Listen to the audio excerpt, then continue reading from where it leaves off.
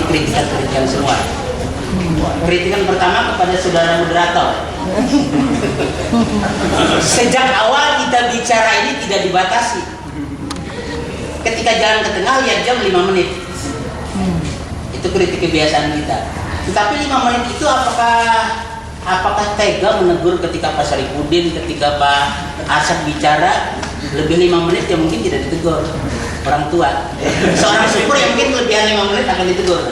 Ini saya bukan mengadu domba, hanya saja sebagai sampel kecil begitu susahnya kita mempraktekkan kata-kata kita sendiri untuk tidak anti kritik. Saya tidak sependapat dengan Bung Tajudin yang bersembunyi di balik kata-kata saya seorang penyair yang mempermainkan kata-kata, karena menurut saya ketika itu menyangkut masalah data nanti akan terjadi penyesatan publik. Dia menulis di Radar begitu banyak tidak ada kritik sastra di Kalsel, tapi di makalah ini ada. Jadi yang mana yang benar itu? Jangan bersembunyi di balik puisi lah. Jangan bersembunyi di balik. Karena saking bersembunyinya di balik puisi, saya pernah membaca puisi agar ada etika, saya tidak menyebutkan namanya. Dia mengarang puisi bicara tentang malam hari raya 1 Syawal. Baik pertama puisinya itu menuliskan begini, bulan purnama di mana, datang di mana 1 Syawal di bulan purnama?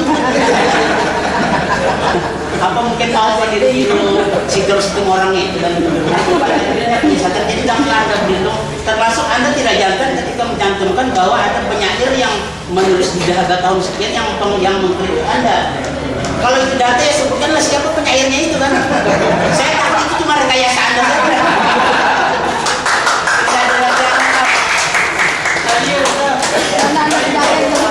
Karena mohon maaf saya sengaja memprovokasi Anda.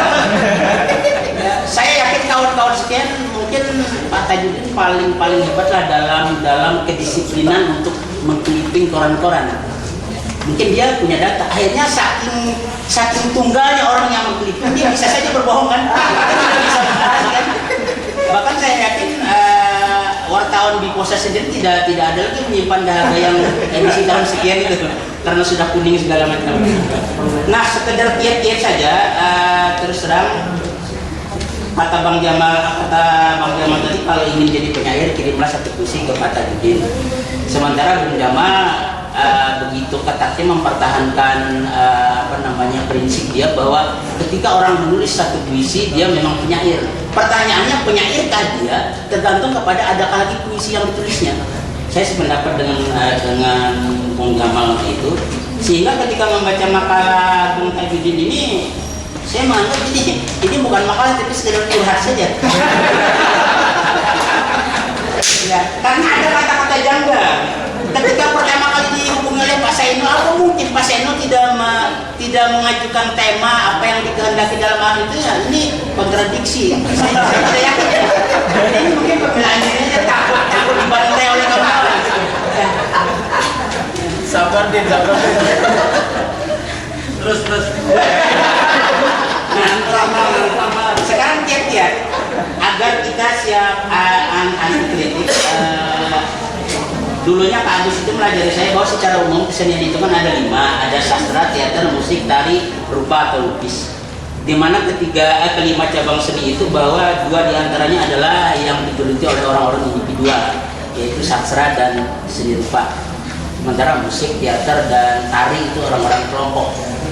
Saya merasakan makanya ketika 97 saya mulai belajar menulis puisi, menulis cerpen, ada sesuatu yang tidak enak, saya hengkang ke dunia teater, ke dunia hiburan.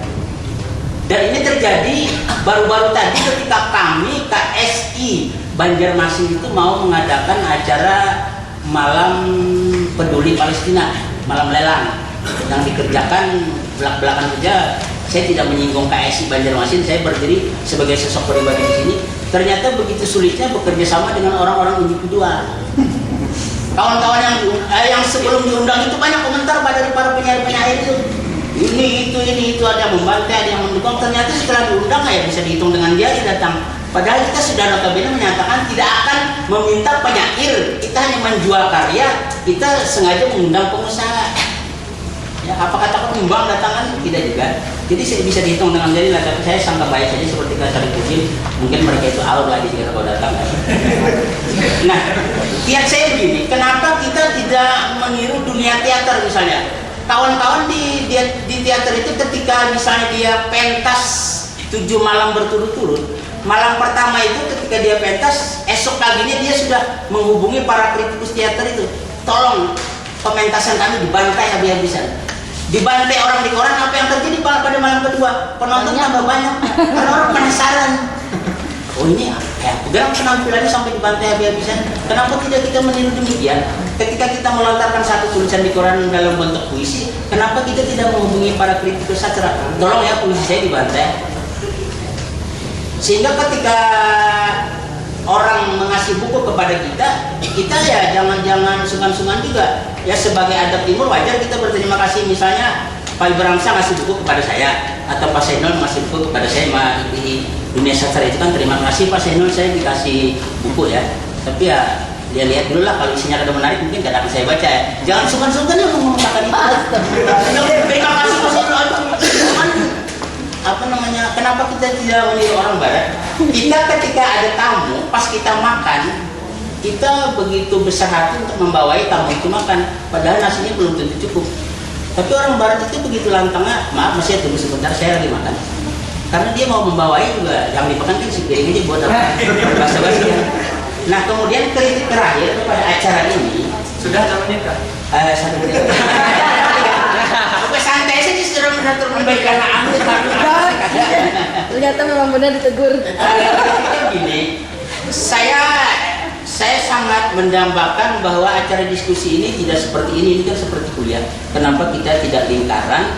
Kemudian ketika kita bertanya, kemudian dijawab oleh pembicara, kita tidak punya kesempatan lagi untuk menyanggah apa yang dijawab itu. Jadi komunikasi satu arah saja, putus sampai di sana. Mas Agus begitu bla bla bla bla bla bla begitu entengnya tadi dia. Saya kan bermain dengan kata-kata, saya kan pernah ya selesai. Saya yakin Mas Agus masih penasaran, yakin saya itu. Tapi kan nyaman mengarasi karena acuan tangan yang lain begitu banyak di belakang. Kritik pertama, kritik kedua dengan acuan yang begini, duduk begini kita enak banget. Terus sedang kita begitu mudahnya supaya mudah dikritik, tapi kadang-kadang kita tidak menghormati. Kata Pak Jamal tadi ketika naskah itu dibaca, kita kan mencari naskah kita. Kita rajin membeli radar itu karena menghadang naskah kita, cerpen kita dimuat tidak. Tapi kalau yang cerpen orang dimuat, cerpen kita belum mengirim kan, ya kau-kau aja lah, bukan kena-kena atau kena sama sekali ya. Jadi motivasi dibeli radar juga ada. Jadi kepada ini tadi, pembicara pertama kemudian ditanggapi oleh penanggap pertama. Penanggap pertama itu penanggap pertama itu bisa saja dia yang ketika acara dimulai dia duduk paling depan karena mengharapkan menanggapi paling angkat tangan permulaan. Ketika diskusi berjalan dia bisa duduk di barisan tengah, akhirnya ke belakang, akhirnya pulang. Itu sering terjadi. Dan kritik yang terakhir, saya tidak ingin acara ini diadakan di kampus, tetapi diskusi para sastrawan yang hanya disaksikan oleh mahasiswa. Anda jangan percaya juga dengan seniman kawan-kawan mahasiswa. Anda ngomong lah. Baru Iqbal yang berani ngomong.